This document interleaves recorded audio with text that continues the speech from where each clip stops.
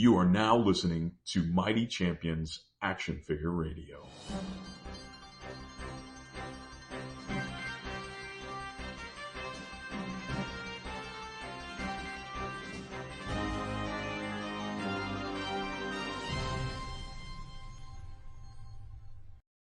What's up, guys? Welcome to Mighty Champions Action Figure Radio. My name is John Sargent. And my name is Christian McGann. And we are here today to talk to you about action figures, all things action figures and collecting and the nerd space, to cover the full spectrum and not just dwell on, McFarlane's. Exactly. You guys can join along with us. We are available everywhere. Hit that subscribe button. We appreciate it. The show has already grown way more than we thought it would by episode 3. Yeah. Super stoked on that. You guys can follow us on Instagram. We're at Mighty Champions. I love chatting with you guys about what you're collecting, what you thought about, what we talked about. That's where you're going to find out what the upcoming episode is going to be about. That's where you can find out what you might have missed in the last episode. So definitely follow us at Mighty Champions. All right, now that we got that out of the way, let's do some catching up. Christian, what have you been up to the last week when it comes to collecting? Man, that's a good question. I put out a reel on Instagram of the update to my shelf, which is...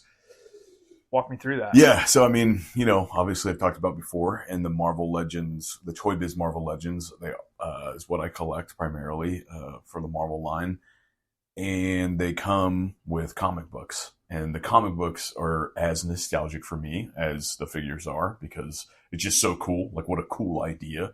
They're like, we're going to get you into comics, also into toys, and. Yeah, I kept those. It was really hard for me to get rid of the boxes, but I kept the comic books, and I was just like, what am I going to do with this? I'm not really sure. And then for some reason, I just sat in my office, stared at my shelf, just quiet, no nothing, no distraction whatsoever. And I just stared at it until I came up with an idea, and I came up with the idea. So it worked. Let me pause you right there. If you guys have a collection and that collection does not inspire you to just sit and stare at it, you need to change that. Exactly. Like, you need to rearrange it or add something, or you should be getting it to the point where it just grabs your attention and you can just sit and stare at it. Exactly. Yeah, so looking at it, and then I realized, okay, what if I got frames? And my first idea was I'm going to put them on the wall and just decorate the wall in all kinds of frames, comic books. And then I decided that I was going to put some behind, because it actually, the way the shelf worked, I could put the comics behind the figures, like in the display, essentially, like the name of the figure with the comic behind them. So like Daredevil, Spider-Man, whatever. So I went to... And do the issues have any significance to you, or is it more that they were in that Toy Biz box? One issue has the most significance. The only story that I have, which was that the Spider-Man figure that I have is like the classic Amazing Fantasy Spider-Man. Mm-hmm. Like, so I guess that's like the number one, the first Spider-Man comic. Yeah, Amazing Fantasy 15. Pretty much. And so I have that one. When I had it when I was younger, which I think actually was my first comic book ever. Really? From that figure. Wow. Yeah. We were watching... probably PBS, because in the last episode I talk about once Arthur ended. Yeah, exactly. Didn't have cable back then, but we were watching like a documentary type thing about collecting or comics or something like that, and I was watching it with my dad, and they were talking about that comic book, and they were like, yeah, this is a super rare comic book right now. This one is going for $150,000. I thought I had that comic book because I did have it. With a giant, I've got it on the shelf right over there. Exactly, with a giant, a little stamp on that says "not for resale." But I'm looking at that. I'm shaking at the mouth, trying to tell my dad, I just changed the financial structure of our family. We can get cable. Exactly. I remember getting up quietly and then taking off, running to the room to go grab it. And then when I came, as to not alert anyone who might take your lottery ticket. Go in there, I grab it, I open it up, I see not for resale, I skip past that part, and then I'm looking at everything. somehow I put together in my brain, or maybe my dad told me that's like a reprint or something like that. But then I look at it and then there's just like modern, or I think they said it came out in like 1963.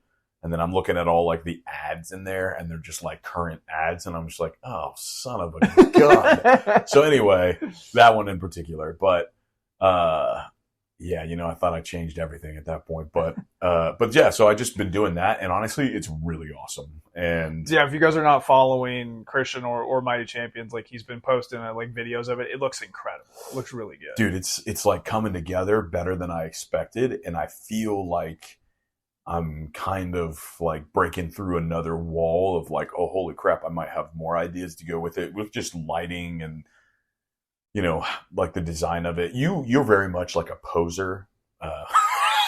Beg your pardon? Well, you get the hell out of my house. What a wild way to go into that. You like to pose your toys, your action figures, and you do like, I'm looking at the Maximum Spider-Man hanging with the Avengers. Like, that's insane looking. I thought I wasn't really into that as much. So when I'm like putting on the shelf, like I kind of was like, oh, I'll just have them stand there. But I've been doing that a little bit more in the video. You can see like a small glimpse, the reel that I posted of my collection. You can see a small glimpse of the Spider-Man figure that I'm talking about, and it comes with wall mounts. That's another cool thing. Like Daredevil comes with wall mounts. Punisher, I think, has some as well.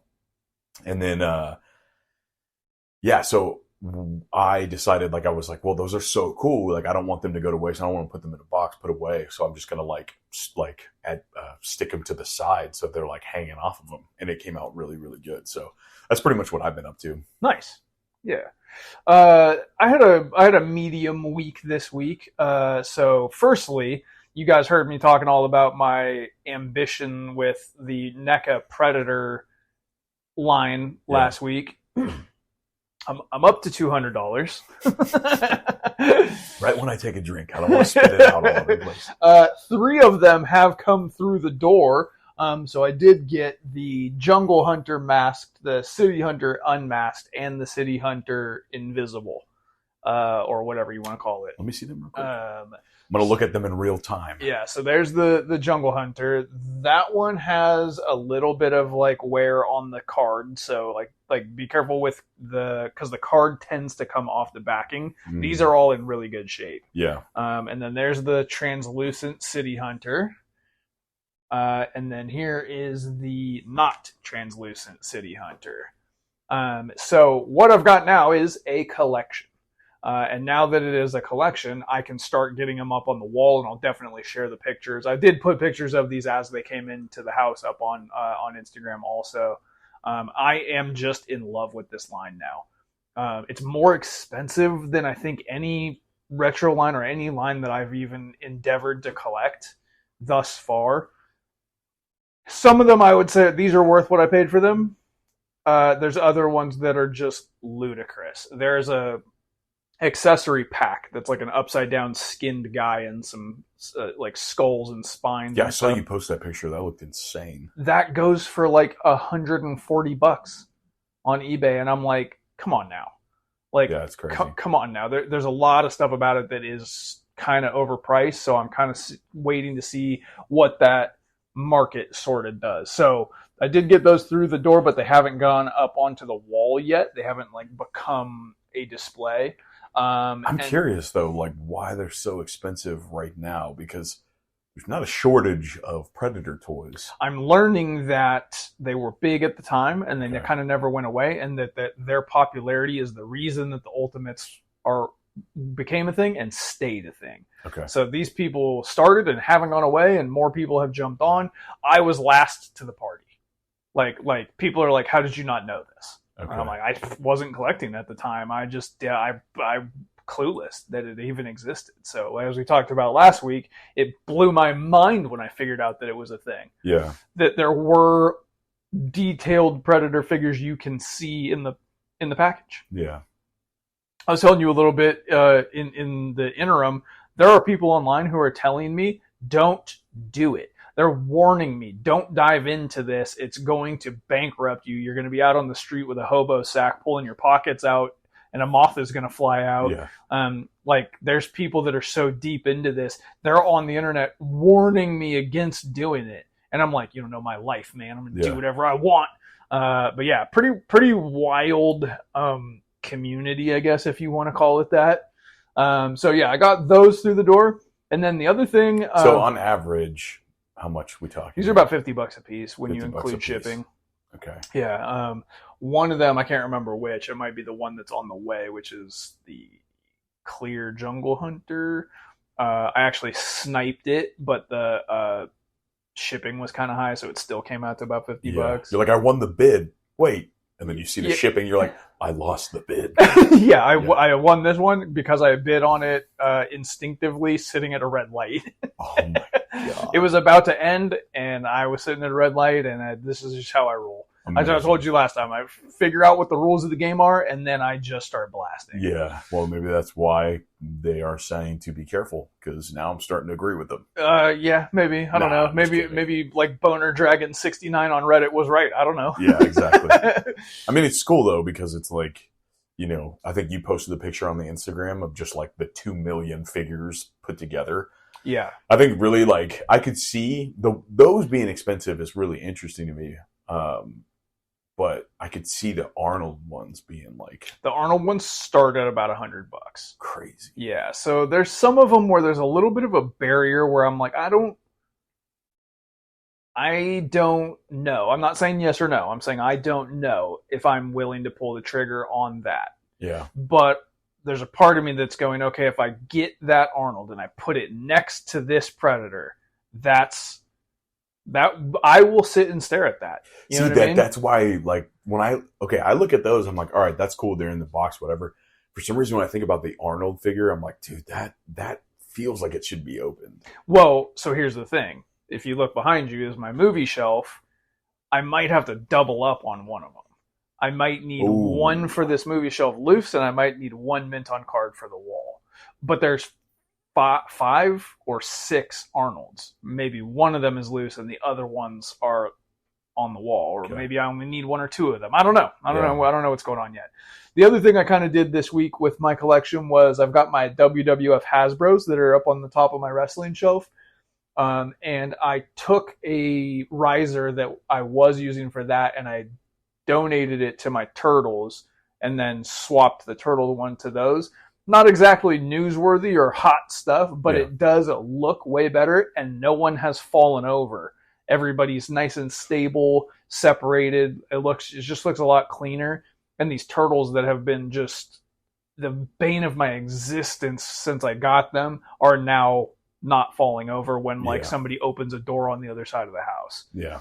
So I'm pretty stoked on that. So that's pretty much what. And I've also been heavy in Targets and Walmarts this week. Looking for Marvel Legends, looking for WWE Monday Night Wars, and just come up bupkis. Rough week in the Austin area for the current day toy hunter. The Monday Night Wars line continues to just boil my blood. I only need one of those figures to go in this NWO display, and it's which one? It's called the Great Muta. It's the same guy in this case right here that's spitting the green stuff on the second shelf, except for when he was in the NWO. And it's an amazing figure. If I ever find it, I'll buy it, but I'm not going to pay eBay prices. I'm not going to pay Walmart prices. So it is what it is. If it is to be, then so it shall be. Yeah, that's so frustrating, man. Yeah. So yeah, if you guys are in the Austin area, you'll see me out there. I'm the blur that went past you like Superman, except for the blur is black because I'm dressed in black. He also has war paint on his face, and his shirt is off. Yeah. Okay, so let's get into the meat and potatoes of what we are here to talk about today. You may or may not know that McFarlane Toys lost the license to DC Comics and DC in general to produce their toys, and that switch will happen in summer of 2026, so roughly a year from now. You may have heard of that, you may not have heard of that. It's just kind of coincidence that McFarlane has come up every time we've sat down to record now, and that's not what we're here to talk about. We're here to talk about Mattel. Yeah. And Mattel's attempts at DC and Mattel's previous run with DC. And then we're also going to fantasy cast, build a line. What will it look like in the future? I've got a really, really concrete idea of what I want it to look like and how I want it released and who should be kind of in those first kind of waves. Mm-hmm. But before we can look to the future, we must understand the past. So let's dive into Mattel's DC life before McFarlane. You collect them already. I do. Yeah, right now I'm currently doing the DC Universe Classics line, and then I also am doing the, I say I'm doing, I've just bought a couple because they boughted them. Purchased? Holy moly. Yeah, I bought a couple, basically a Batman and a Superman from like the 2003, so very like early. So before you dive into that, let me just kind of run through the quick history. Yeah. So Mattel's got the license in 2003, and really all they have is a Batman line at that point. And then in 2006, they take the Batman line, and they also start a Superman line. And those two lines are called DC Superheroes, right? We can all kind of picture the DC Superheroes logo running vertically up the box. You and I see the exact same figure sitting at Collector's Crossroads every single time we go in there. 100%. So that's 2006 to 2008. And then in 2008, that's when they start DC Universe Classics. And that's what I would say is like the largest portion of what they did. Mm-hmm. And that kind of covers everybody and everything. Like that's every version of everybody. That's the entire tent that is DC. So when you think of, like, for fans of Justice League Unlimited, which you and I both are massive fans of that, one of the best things that show does is it just creates this massive universe of like A, B, C, D, E, and F rated characters that are just walking around the Justice League Watchtower. Yeah. You know, obviously they have their own line, which is amazing, and I have some of those as well. But with the DC Universe Classics, they almost capture that same sort of thing. Yeah, everyone's in this. They have everybody. Yeah, everybody's in here. From 2008 to 13, they had the movie ones, which is kind of self-explanatory. And then there was a short-lived Green Lantern Classics underneath the Universe Classics. My presumption is trying to capitalize on what they thought was going to be the popularity from the Ryan Reynolds movie. Yeah. And maybe also tied into the Jeff Johns run of comics that was hot at the time as well. Yeah, I would say it's probably more of that than the movie, maybe. Well, I mean, it may have been like the movie's going to reach so many more people, unfortunately. And then from 2014 to 2019, DC Universe Classics became DC Multiverse, and that is where the beginning of the end started. Yeah. That's where it started to focus more on the movies and the likeness of the movies. Yeah. And it also had the comic books and the video games, but it really was heavily movies. And you are someone who is a fan of a few of those movies. I'm somebody that's like, basically that whole universe was crap. There's stuff in it that I appreciate, but by and large, bad. And I think the general consensus is in line with me. And you're part of like a cult. You're part of a cult. There is a groundswell of people that do enjoy it. But you know what we need? We need a wrestling ring. Like anytime we say like a hot take that is offensive to the other person, ring the bell. Ring the bell. Because I want to ring the bell. Bing, bing. I mean, like at the end of the day, I think Affleck was a goated Batman, and the hyper violence of him mowing down people in his bad jet. That's sweet love right there, baby. Stand 10 toes down and give him your ad if you're going to say stuff like that. Dude, I'm telling you, man. Hey, Batman v Superman. I love it.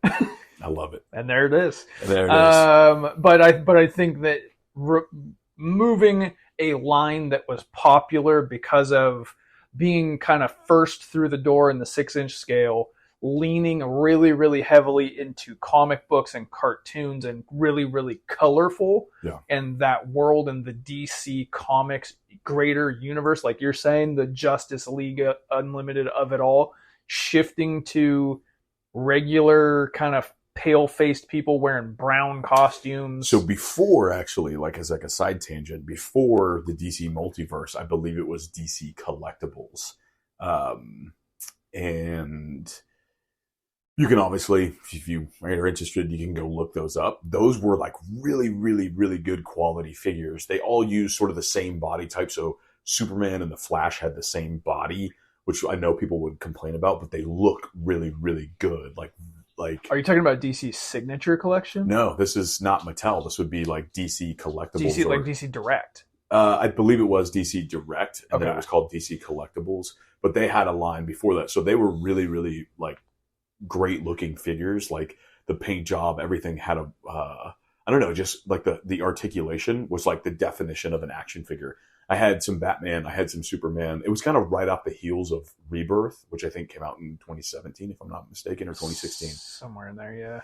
Yeah, and they also did the Doomsday Clock figure. So like that was, you know, like there wasn't very many like Watchmen type action figures out there, except for when they made them. There still aren't. Yeah, they're not. There's still not that many. Right. They were really, really good. I had some. I had sold them off just because I felt like it was like, all right, like I don't really feel nostalgic enough to pursue it, but they still look really good. So when I look at that, I remember seeing those on the shelves. And then whenever the DC Multiverse hit from Mattel, I was like, is this like a kids brand of it? Because the quality drop off was so significant. I thought it was like, you know, if you go to like Walmart today and you see a Batman toy, but it's like the 12-inch version of it, you're like, oh, this is obviously meant for kids. In some ways, the DC Multiverse, like the red box, not the blue one, which I think we were going to talk about, but the red one was like, oh, this looks like, is this like actually the line, or is this like the kids version of it? Yeah. Because of how, like you were saying, just like the design of it kind of just looks funky. It was a man, I think both of us are really struggling with English today. I was going to say a conglomeration. It was a multitude of problems. It was a lack of quality. Yeah. It was the fact that the movies just didn't hit and didn't work. Yeah. And that movie costumes tend to be muted colors. Yeah. And things like that. So you walk past them on the shelf. I watched this like retrospective on YouTube, and they showed a picture like people will post now of just the shelf at Target. And it was the Wonder Woman movie wave.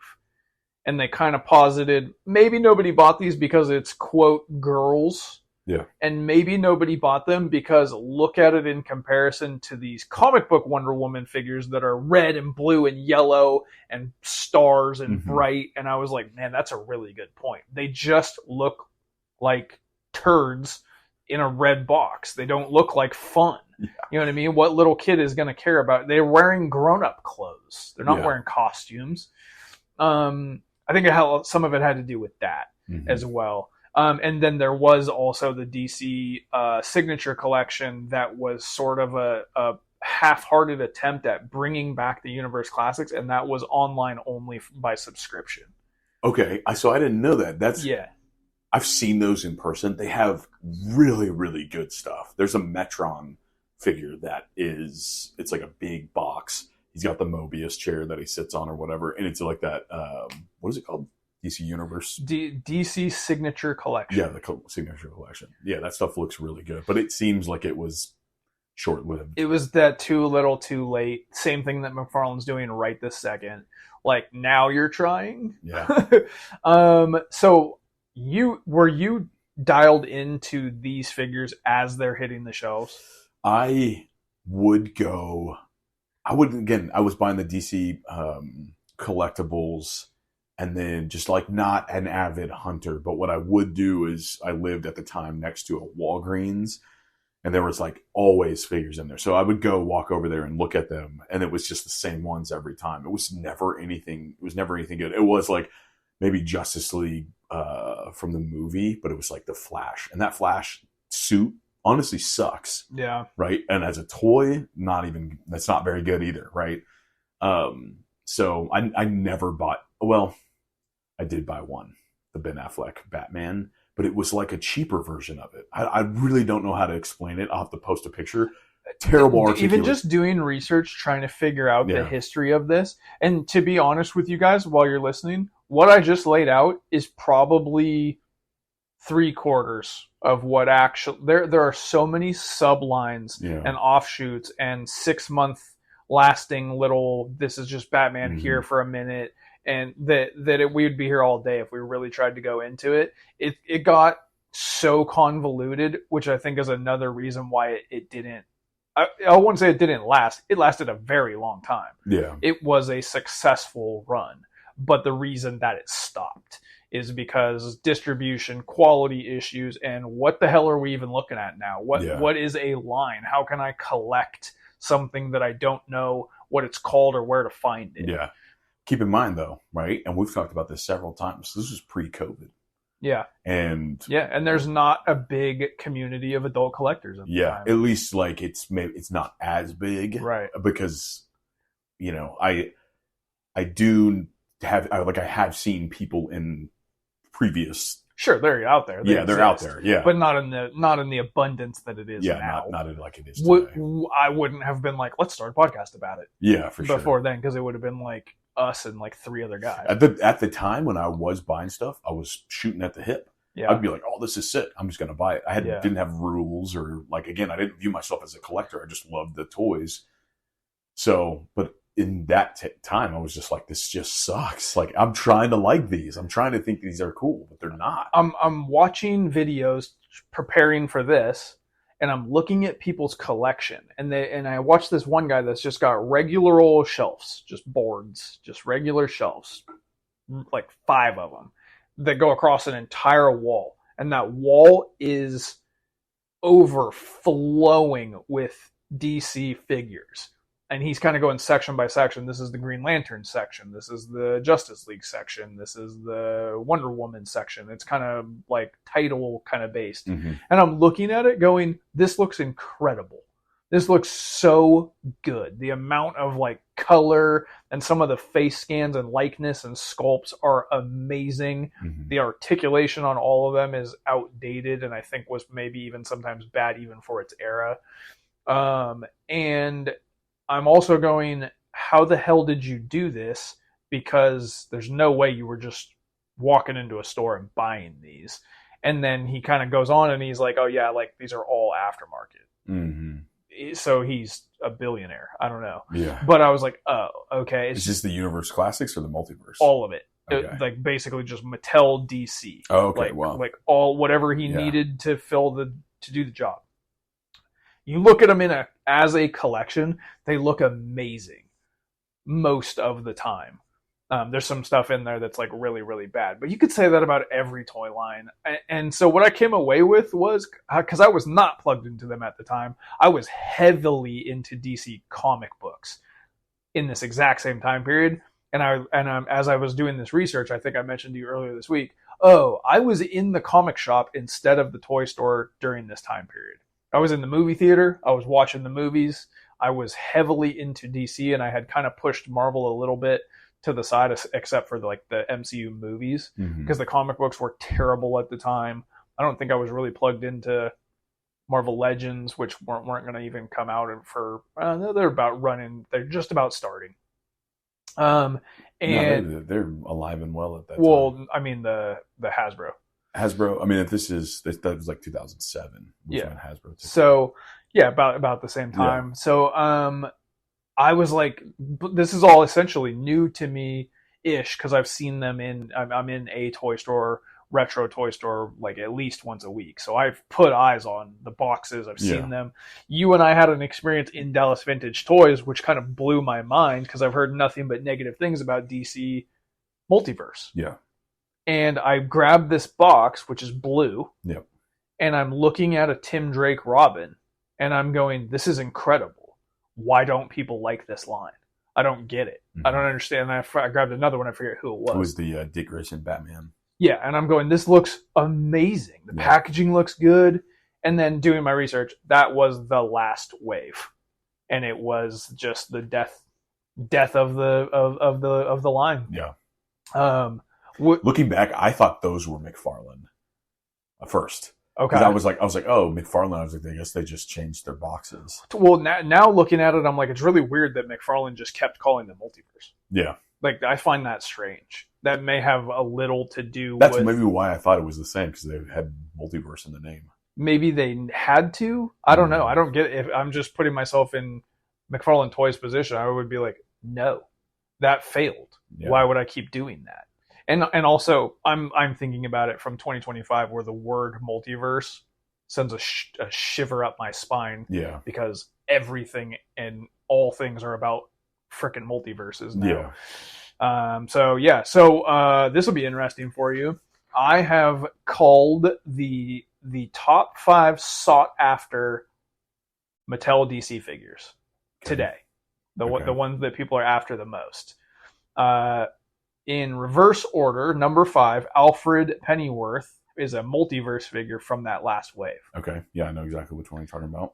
Right before you got here, when we started recording, I looked up the last sale on eBay. Couldn't find one. That's a rare boy. Weird. That's a rare boy.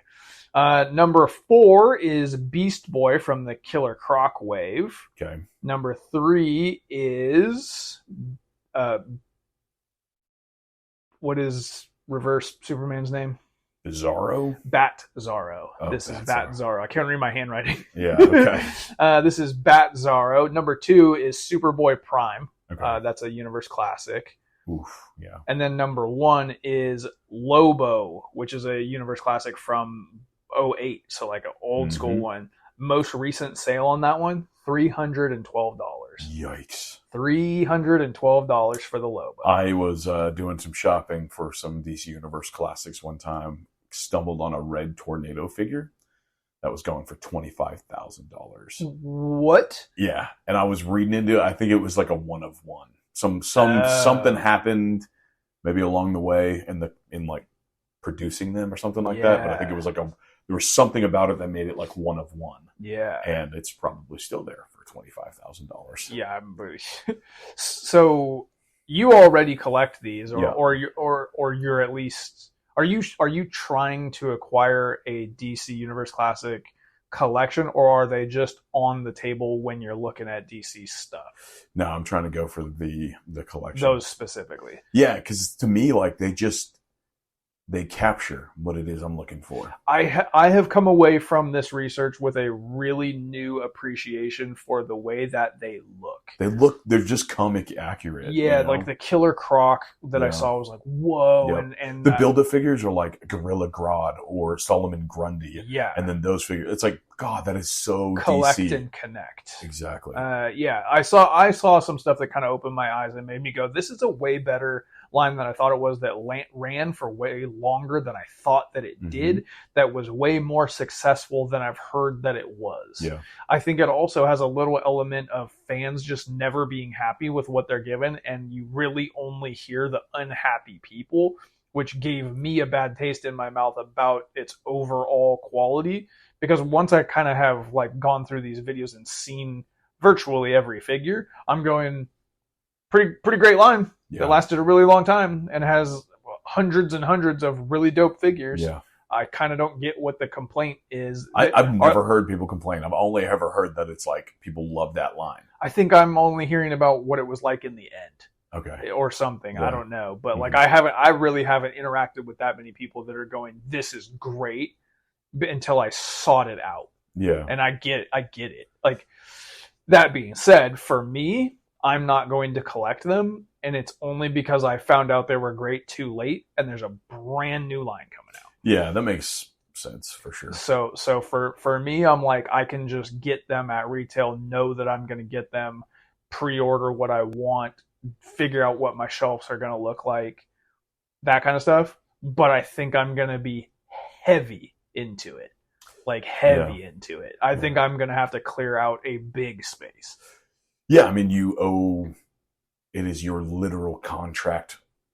Like, you have to do it. Like, I just feel like if you're a fan of like a certain, like, if you're a fan of DC Comics, like, it would only make sense. Yeah. You got to figure it out somewhere. Yeah. And like, for me, with the DC Universe Classics, like, love those because they capture what I see. Like when I think of those characters, like Wildcat, Sandman, like those characters are like some of my favorites ever.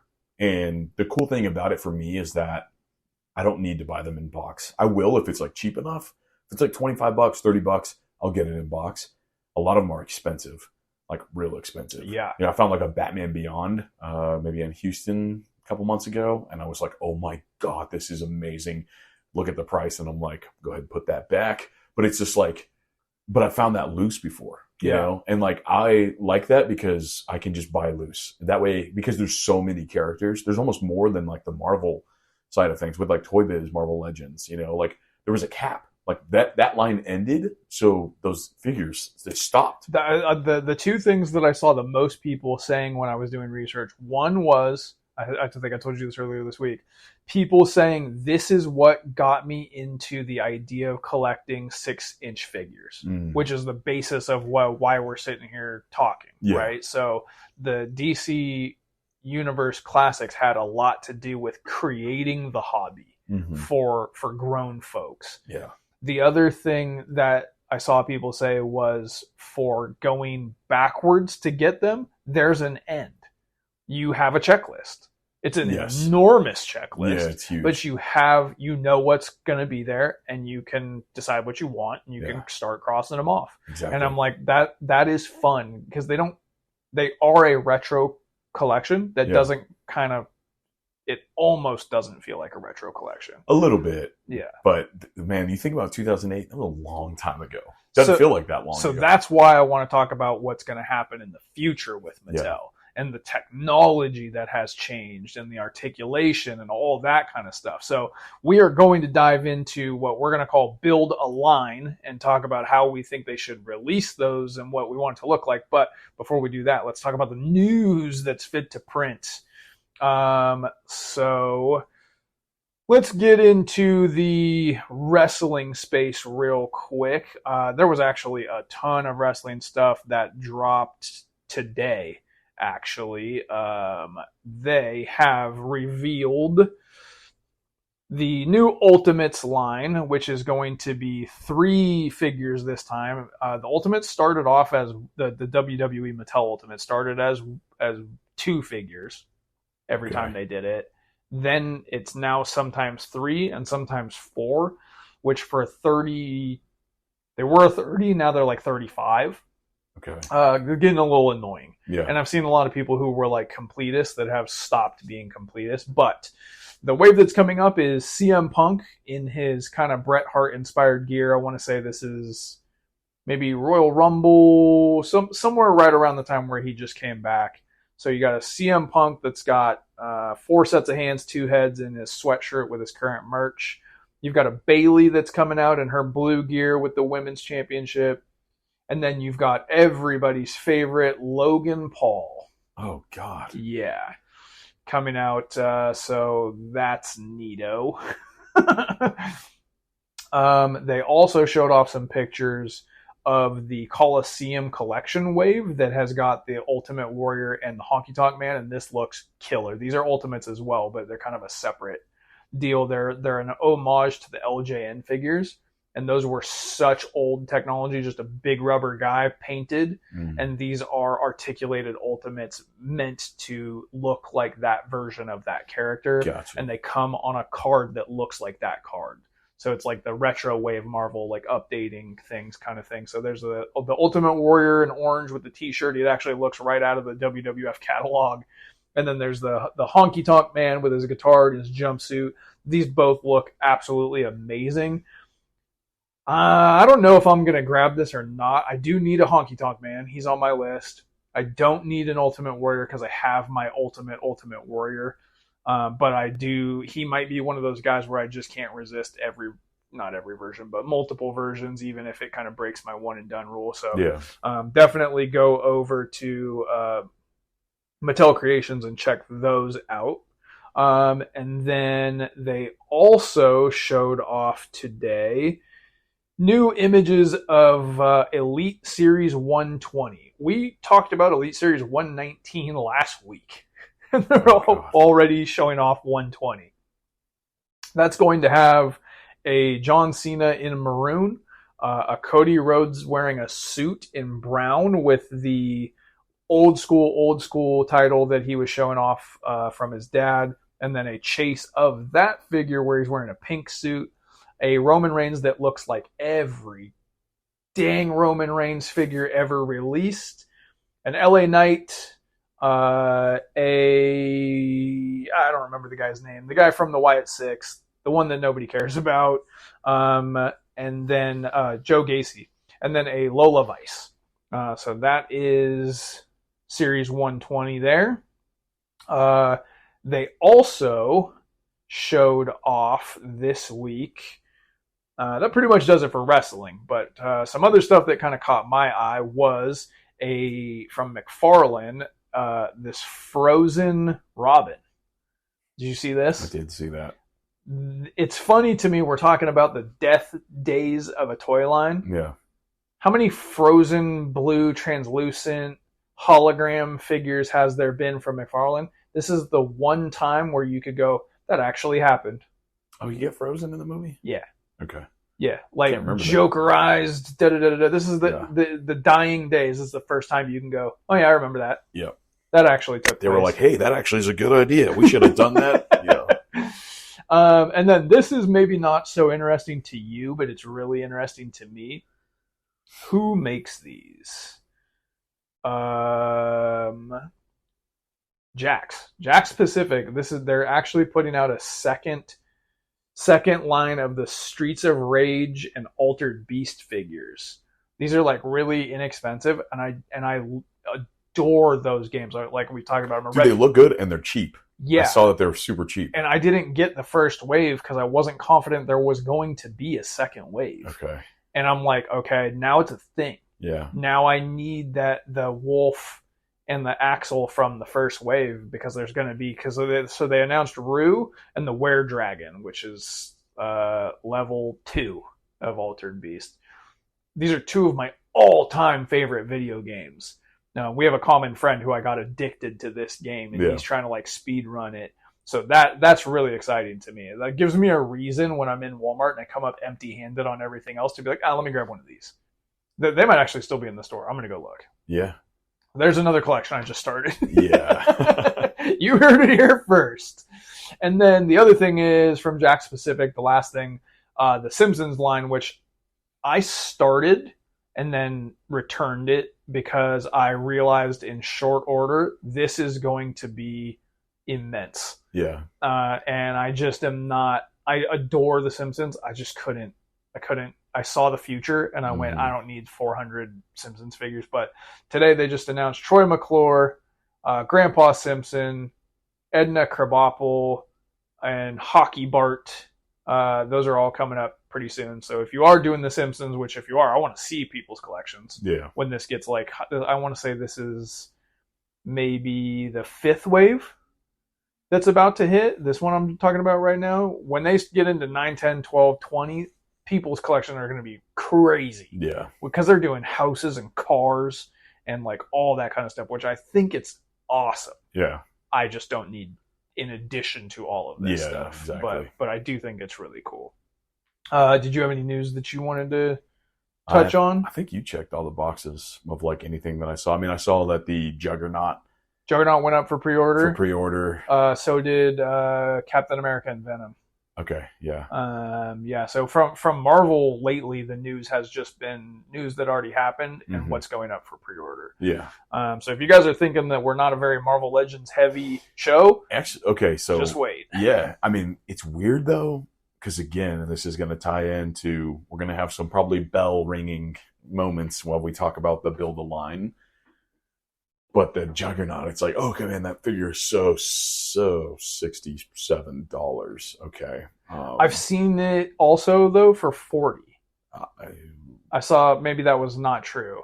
I don't think so. Oh, okay. Literally, like, yeah. And then, I don't know. I'm not sure how much the Venom and the Captain America, but I'm assuming it's probably right at the same price, if not more expensive. Like, dude, that's when I'm like, I mean, I'm good. That's just so expensive, dude. That's so crazy. And not only that, but some of the Superman McFarlane figures, like the robot, like the Superman robot figures, Cyborg. like the Superman robot from the new movie that's coming out. Oh, like it's like the one that's in the guy that works for him in the Fortress of Souls. Yeah, $37 for like a platinum edition or it whatever. It is? Whatever. I saw like a clip of it. Toy Shiz posted it. $37. I'm like, I'll go make that out of Play-Doh right now. Like so it's like that is what keeps me in the past. Whoa. So because it's like, dude, we just living in that time where they know people are going to pay for it. I think it's probably been a few weeks or months since I've hit on something in the store. Yeah. And really haven't noticed that big of a price hike. I just noticed some like McFarlane stuff, $35, $37. For the platinum. I guess so, but that's ungodly. You're not wrong. But it isn't that big of a jump from how ungodly it already was. Because the platinums were already like 35. I thought they were 29. No, they're like 35. And they put them in a different section in Target because of that. Right? Like you have the like regular releases that are in the same toy section. Yeah. Then over in Geek Alley or whatever they call it, that's where they put the platinums. And they're with the NECAs that are like 30, 35. Yeah. Yeah. Like... There will be enough McFarlanes to build an island in the Atlantic Ocean. Just wait, it'll be at Ross, $8. Oh my god, dude. It'll be a future Ross item. Okay, I'm genuinely fired up to talk about what the 2026 summer of 2026 Mattel DC lines release, whatever you want to call it. Not what it's gonna, not a prediction of what it's gonna look like, because who the hell knows, but what we want it to look like. What are your hopes and aspirations and your desires for what you want? You want it to be $8 a piece. You want I'm writing a letter in my room, spelling things backwards, just Dear Mattel. Dear Mr. Mattel, you and Donald Trump think Mattel's a guy. Yeah, exactly. I call in, I'm like, hey, is Mr. Mattel there? Then can I speak to a manager? Yeah. No, man. I'm going to put myself in this position to talk about what I would love for it to be, but I am going to go into why I'm actually not sure if I'm going to do it. Okay. So, of course, when I look at what I think perfect DC is, so we were at Dallas Vintage Toys. There was a Batman toy there that came in like a really cool box. Like the logo was amazing. I think classic is the way to go, right? Because like, again, looking at the Batman animated series, like that carding style, I think is just god tier, right? So if I were them, I would just make, and to do what Marvel's doing, just do the same like carding, but just modern figures. I think that's how you do it, right? If we look at, I don't know what the brand is, but if you go into Target right now, they have like the retro collection, Batman Forever movie toys. Those are Spin Master. Easter egg. Okay. So I've seen the Batman Forever, like Riddler, whoever, just sitting there, and thought to myself, I'm glad they're doing that. Walked right past it. Mm-hmm. Then yesterday or the day before, I saw the Batman figure. Yeah. And I was like, okay. And I picked it up and I flipped it over. And have you seen the back of it? No. On the back of it, it's got the cross cell with, Two-Face or whatever. Mm-hmm. On the bottom. Then on the top, it's split 50-50. Left-hand side, whoever this figure is you're holding, in this case, Batman. The other side is Superman silhouette that says coming soon. Whoa. And I was like, whoa. I haven't seen anyone talking about that. That's weird. Okay. That's crazy. So that right there, like the way that, like I'm looking at your like on-card collection of like the retro boxes redone, I think that's how you do it. That's what I would want. Like grab whatever, like the early 2000s. The DC Universe Classics boxes are fine. They're okay. But I think like if you go beyond that and get like a big bat symbol, like make it cartoonish, make it like the comics, like the cover of a comic book that's just eye-catching. The other thing that I would love, obviously, is like we want it to be comic accurate. I think 6-inch is perfect. I don't like Marvel. I mean, McFarlane, obviously they're 7-inch. Like the articulation is fine. They're just really, really stiff. Yeah. But if you did like a Marvel Legends-esque, or actually, and we've talked about this a little bit, to be honest, I would rather you go with like a wrestling figure design, because to me that looks more different than the Marvel Legends. I think you get a build that's like that, and then you make it like a Batman fig, right? Yeah. Make it super, like I would start, if you're going to hit with the heavy hitters, start with the heavy hitters. Don't just go like classic. Give me a Batman that I'm looking at right now that is a gray suit. You know what I'm saying? Like he's gray and black. He's got a cool belt on. It's not just some random version of his face that doesn't look anything like it. Like make it comic book accurate. Give him a Gatling. I mean, you love Batman with a gun. Give me a Batman with a gun specifically for me.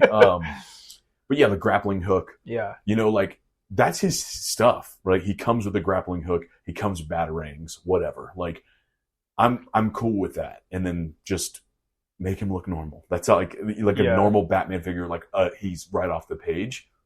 Same thing with all the other characters. Like you can go down the line. You can do like, oh, this is from like McFarlane does that, right?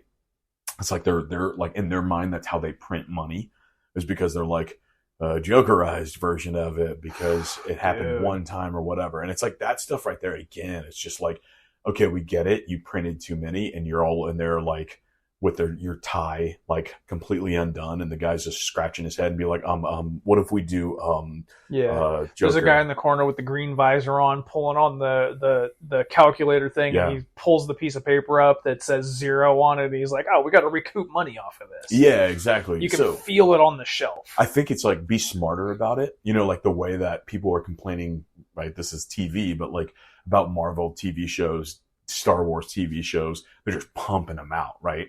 Be smarter about it. Like take more time. Like don't drop a wave every like 30 seconds, which McFarlane is doing that. Like to think that we have one more year of McFarlane figures, what else are you going to do? Speaking of Gatling gun, they're just firing stuff out. Yeah. And like, you know, again, just make it as close to the comics as you humanly possible, and make it capture that vibe.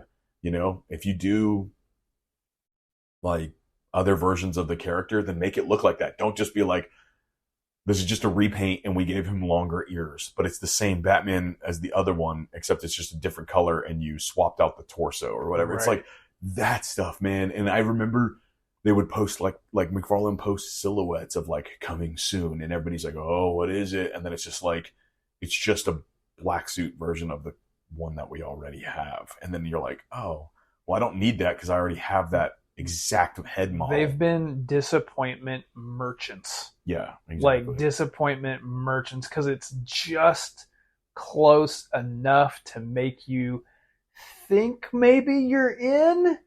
And then you find there's always one thing. There's always a but. Yeah, but I had a conversation with somebody on, I don't know, social media somewhere about the McFarlanes always come with a but. Yes. Like always. Yeah. I mean, I remember specifically the Sergeant Rock came with everything but a gun. Right. A guy set in World War II came with everything but a gun. He came with a flashlight and a shovel. Storming the beaches of Normandy with nothing but knuckle sandwiches. Exactly. And then it was like, and then like the next line after that was Jonah Hex.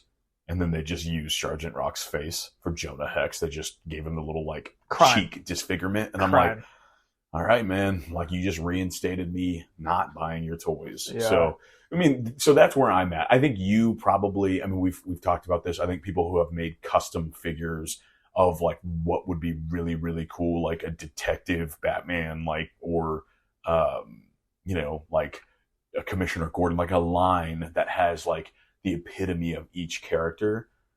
And then, yeah, that could be like a line. And maybe it is a Build-A-Figure. I like the idea of Build-A-Figures. I think that's really cool. But don't put a dumb figure in there. Yeah. You know what I'm saying? It's like, hey, if you want to do the Bat family, also, I'm not a Damian fan. I like Jason Todd fine, but it's like, I'm not really into like that version of those characters. But give me a Tim Drake Robin, or like a Dick Grayson Robin, whatever, or like Tim Drake and then a Nightwing and then a Batman, a Commissioner Gordon and then a Batgirl, and then it's just like, and then it builds Clayface. Yeah. And it's like every single one of these is something you want.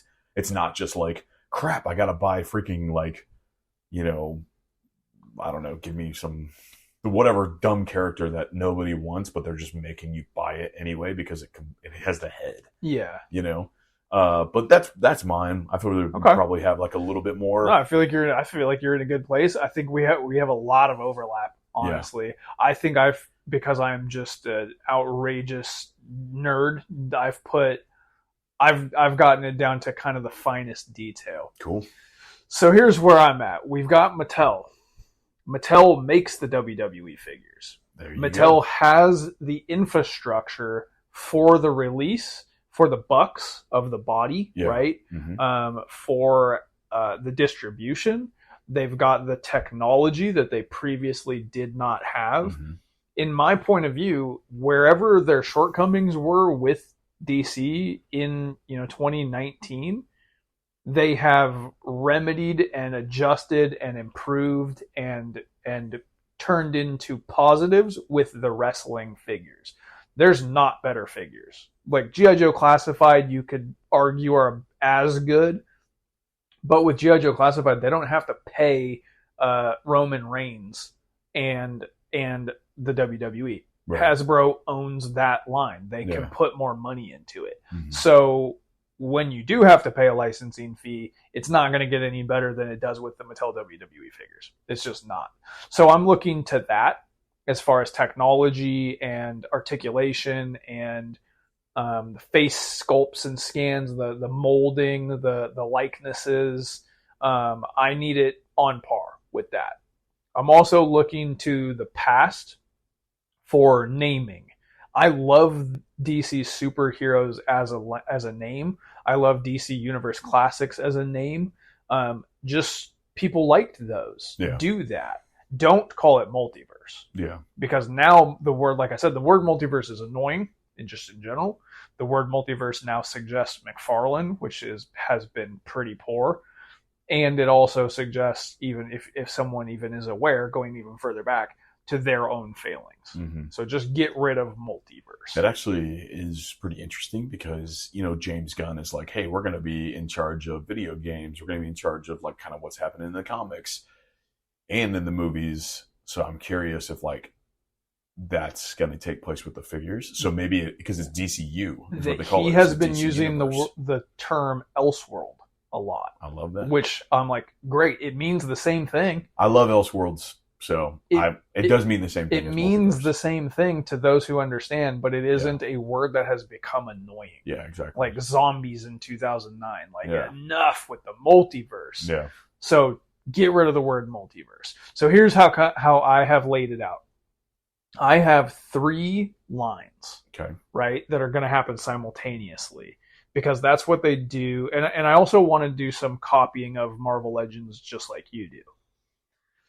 The way that they do the wrestling figures is that they have got they I guess there's 4 with the wrestling figures because they have basics, which are they call them main events now, but for the sake of simplicity, we're going to call them basics. I don't want basics. No, like they might do them anyways, and if they did, that's fine. But I'm not talking about them. Mm-hmm. They're not going to come up on this show very much.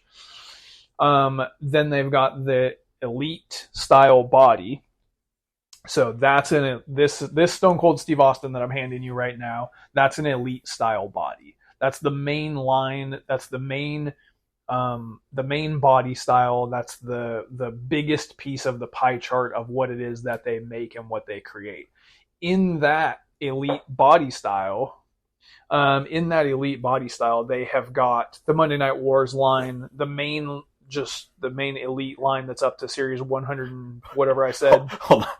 You handed me the Steve Austin figure. You're like, this is the perfect design. And the arm just fell off. So yeah, I was hitting shoulders and traps too hard. That was a solid ass figure right there. Yeah. It came like that. Okay. That was just a defect. That's why it was in that shoebox and not in the it's case. sick, dude. I mean, he's jacked and he's huge, and it's like cool. Throw a Batman suit on it. Yeah, exactly, right.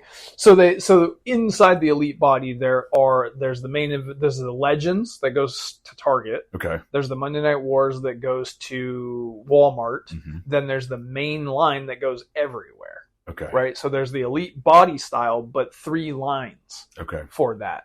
Then there's the Ultimates, which is a better body with butterfly shoulders and more articulation, different design completely. Okay. More hands, more heads, more clothes, more accessories. So when they say Ultimate, at least when it started, they meant that. Here's the definitive version with the most amount of stuff. It's similar to the Maximum Marvel line. Yeah. Maximum Marvel line is copying the Ultimate WWE line. Okay. They're trying to put their flavor on it. Yeah. And so I just handed you an Ultimate Brock Lesnar, not to bring up Brock Lesnar, who's a bad person, but this figure is possibly the best Mattel figure. I mean, that's actually kind of insane. Put a cowl and some gauntlets on that.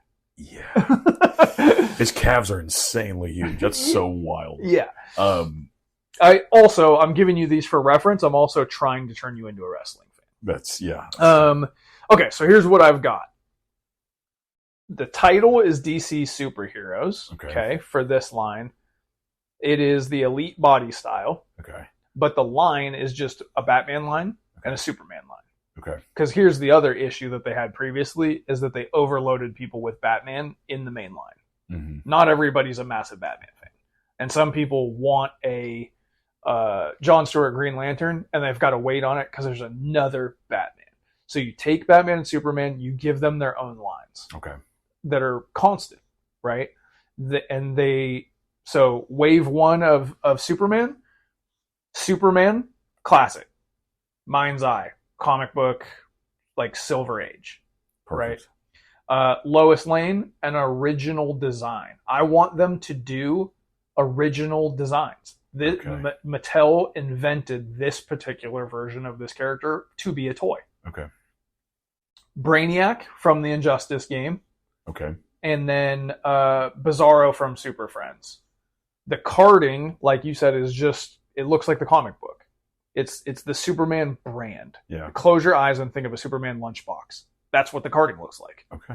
It's just the brand of Superman, and the figures could be anything. But eventually, over time, you'll have an entire comic book crew that you want, or an entire Injustice crew that you want, or an entire movie crew that you want. And then same thing with Batman. Close your eyes, think of a Batman lunchbox. That's what the carding looks like.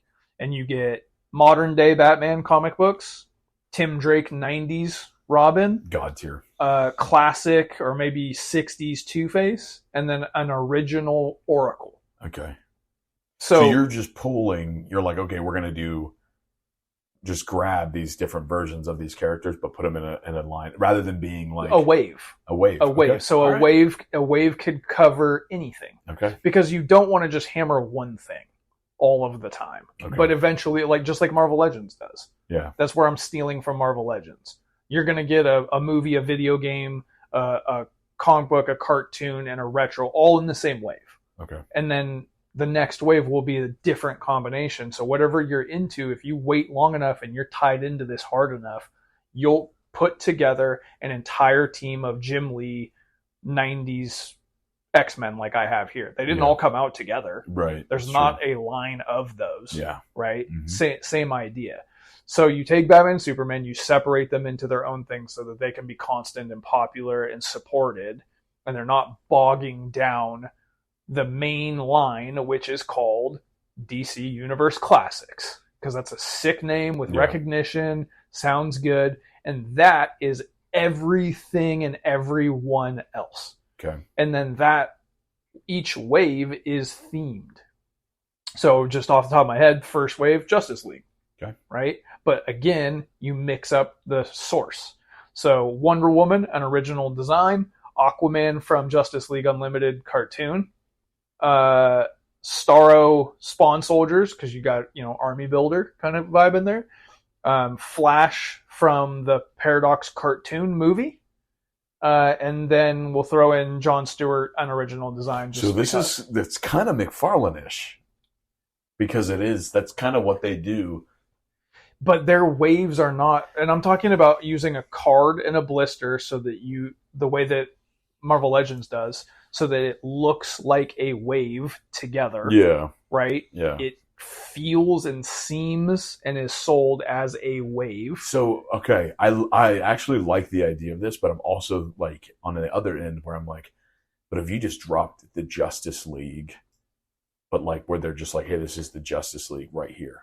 Okay, but what do you do in 2 years when you want to do the Justice League again and now the collectors go, I already have it? You have to think about it from a business perspective. No, I agree with that.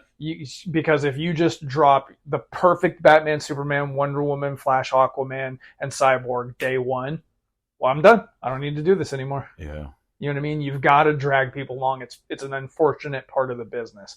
But what you don't do is what McFarlane did and drag people along with. We've never released a perfect Superman, but we did do Jokerized Superman and Translucent Superman, and then by the time I've already given up on the line, then you go, oh, we'll do a good Superman now. Yeah. Or, oh, you want a good Superman? Well, it's in the box with King Kong. Like, yeah, exactly. And it costs $100. Also, we did a really good Superman, but his boots aren't red. He doesn't have red boots. But if you do want red boots, you got to pay $39 for it. Yeah, exactly. Yeah. So it's similar, what I'm talking about, but distributed the way that Marvel Legends does it, which I think is perfect. Yeah. And honestly, the way that Mattel WWE does it. Yeah. They'll put out a Legends wave and you go, oh, cool. You might need one or two of them. You might need all of them. You have the option to collect how you want to collect. Yeah. I don't feel like that's the case with McFarlane ever. Yeah. You're going, I do not want that, whatever, that is under any circumstances. Yeah. A lot of the time. And then I also want Ultimates. And I'm going to just call them DC Ultimates. I'm sure they can come up with a cooler name than that, but I'm just going to call them DC Ultimates. Figure 1, Hal Jordan, Green Lantern, tons of, what does he call his constructs? Yeah. Tons of constructs, an actual ring that you can wear, bunch of hands, 3 head sculpts with different facial expressions, or like the mask is kind of changing expressions, kind of vibes. This kind of body that this Brock Lesnar has, obviously not as big, but this articulation, this quality, right? This detailed, this like, and then that's comic book classic, Rebirth, the one that we all want. And one of those comes out every cycle. Right, that's the one, because I get stoked on Ultimates when they're a character that I care about. Yeah, like this Detolf, I would say probably half of those are Ultimates because the Ultimates just straight up better. Yeah, they're just sick every time, and you might not care about whichever character, but when you do, like, oh my god, look out. So that's kind of how I would do it. Is you have the DC superheroes, which is just Batman, Superman. You have the Universe Classics, which encompasses anything and everything, and may have a Batman and Superman in it, but it isn't bogged down by them. Yeah. And then an Ultimate, and then that way whatever. Maybe somebody is obsessed with the movies. Maybe they do love the video games. Maybe whatever. And then that's what Marvel Legends is doing. You're just waiting for your thing, waiting for your shot, and that is fun. The way that Marvel Legends does it, for me, the amount of time that you are waiting and hoping is a fun amount of time that is keeping you on the hook. The way that McFarlane did it, immediately just, okay, when are we going to get the Superman? Yeah. Please. Pretty please. Yeah. No, I mean, that's perfect. Yeah, so that's kind of what I've got. We want to know how you guys would go about this, so follow us on Instagram at Mighty Champions. If you've made it this far into the show, you like the show, hit that subscribe button, leave us a review. Before we wrap, though, I'm going to say this because, again, like I said in the beginning, I'm really not sure if I'm going to chase. Yeah. Because my problem with, modern is exactly what you were talking about earlier. Where you were like, I can't find any of this. You can't find it in the store. If you do, it's randomly, right? Then the other thing we were talking about, the Juggernaut being $67, the Superman robot being $37. You know what I'm saying? Right. So, and what I think I mentioned this on the last podcast about like the accessories, about how if they build with the accessories or whatever, they're like, cool, this is going to be $2 extra. This is $3 extra that we get to add to that. And then, and then also just like, if I don't pre-order it, then I don't get it. Or maybe whatever, then I go to Monkey See, Monkey Do, which is a toy shop here in Austin. They have it, but it's $45. And they're like, well, you either buy it from us or you just never have it. So that's kind of where I'm at as far as like the logistics of what this would look like. The other thing would be the fact that like there's no nostalgia for me in it right now. And I think that actually is probably like what part of my rule is, that I am driven by like going, like I've told you before, because you were like, there's just, we talked about this a couple months ago about how you were like, I just don't know what to do with DC. I can't do McFarlane. And I was selling off my McFarlanes. And I told you, I was like, hey, just do what I do. Look to the past. If this deal never happened, if they never announced if it was just going to keep on going McFarlane, I would. Okay. Especially now that I've got a better idea. I really, really like the old DC Universe classics, but I know that the new ones are coming. Yeah. And I know that the new ones are going to be better. Like, so from a technical standpoint, they're going to be better. Yeah. And it's going to give me a whole new unchecked checklist to chase down. You're not wrong. Distribution these days is god awful, and there will be Walmart exclusives, and there will be Target exclusives, and it will create problems and issues. I'm fantasy casting a utopia that won't exist. Yeah, and where I battle with that is because if I think about modern toys today, it makes me think about today, like the way things function, like posts, like with COVID changed collecting because of tariffs. Like that type of stuff, it's like, dude, like, oh my God. And there's almost no joy in it, because basically what I look at is, if I go in to like do this thing that brings a lot of joy, it's just a finger pointing back at me being like, this is all of like, it's reflecting problems of today, when in reality for me, going back in time is like that form of escapism, right? Going to a vintage toy store is like the only thing that's on my mind. You know what I'm saying? If I vacation, I want a vacation to a spot like to, South Carolina or whatever, because they have a cool vintage toy there. Nobody else would ever think something like that, a toy store. So if I go there, like, to me, the experience of going in there, finding what I'm already looking for, I could get what I need on eBay literally right now. But the experience for me is going to the store, finding it and getting it. And it also just buys me like eternity, the rest of my life, essentially, if I just go that route. And so when I think about this, like, of course, you and I still go to Ross, we'll go to Walmart, whatever. Like, I still go check every single time. And then if this comes out, again, like, I'm battled. I hope they're bad, because I don't want to be pulled in. When I look at, like, when we watch, like, the Marvel fan stream or whatever for the Marvel Legends that are coming out, like the new wave of, like, the Captain America, the Venom, those are perfect action figures. I see exactly why people love them the way they do. And it's tempting.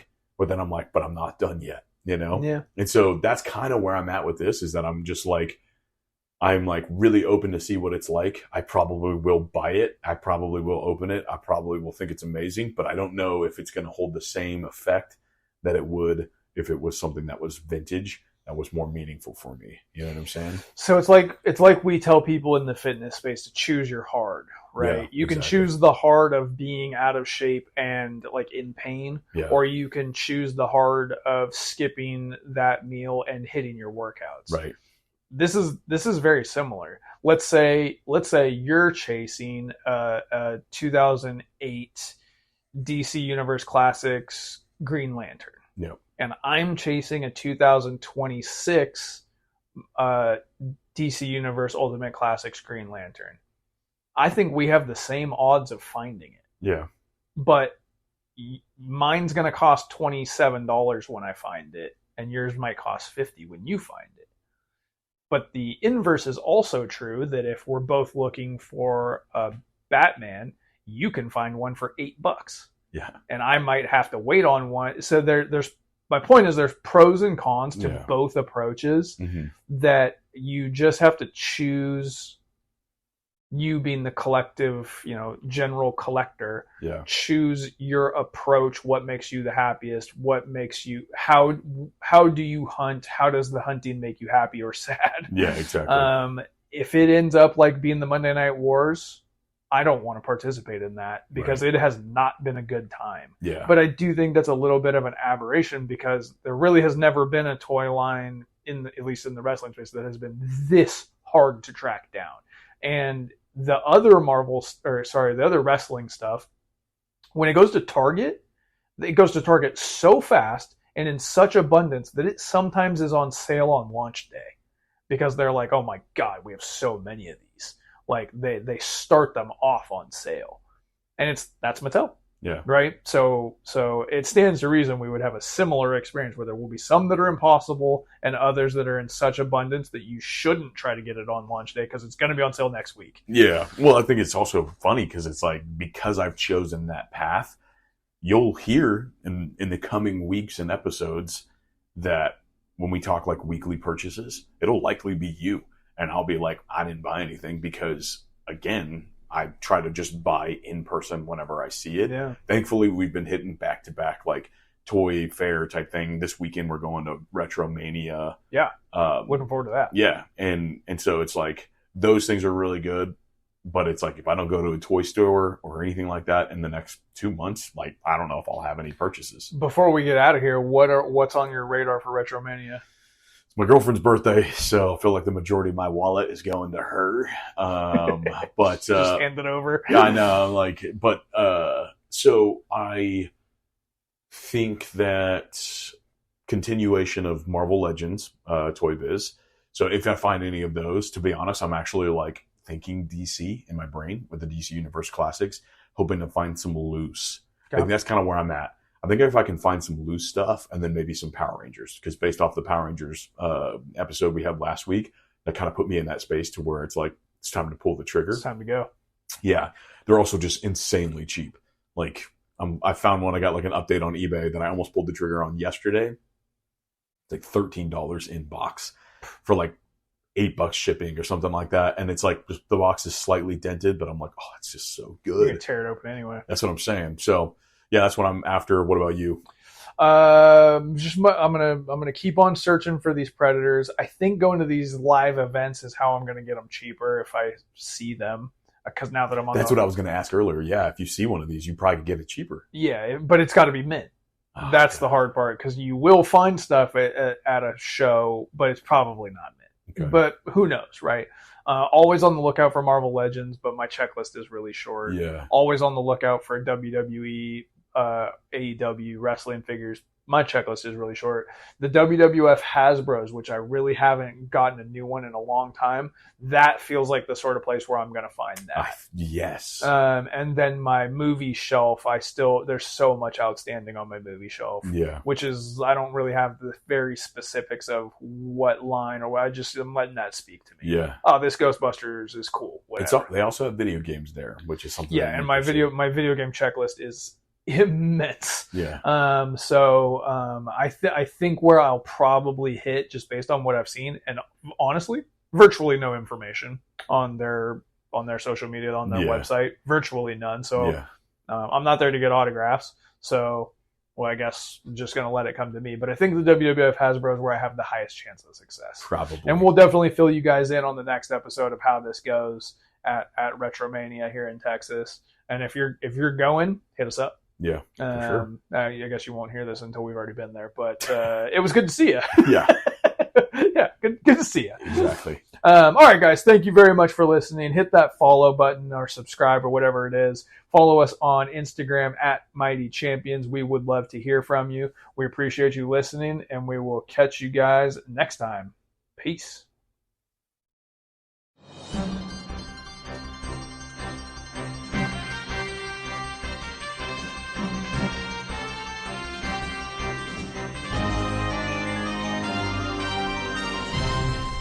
Thank you for listening to Mighty Champions Action Figure Radio.